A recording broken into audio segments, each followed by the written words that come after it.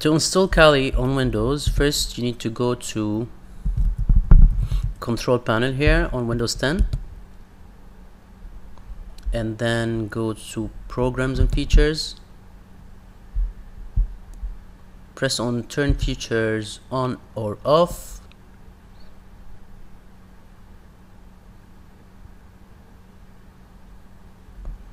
And then you scroll down and just enable Windows Subsystem for Linux, which is the WSL.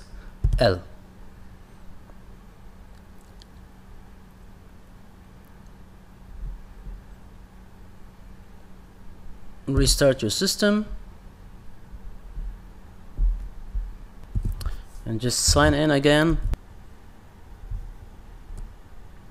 Now all you gotta do is go to search here and search for Microsoft Store. Double click on the app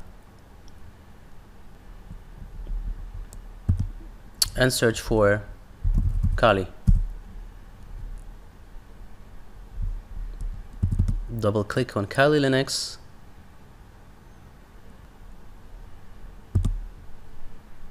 press get,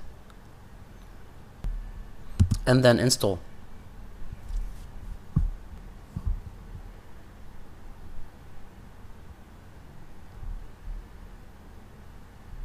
It will take a couple of minutes here to download and install the Kali. And now after the installation has been completed, just press on launch. It will take a couple of minutes to set up the application at first. So after installing Kali, just go to the command prompt and issue the command Kali,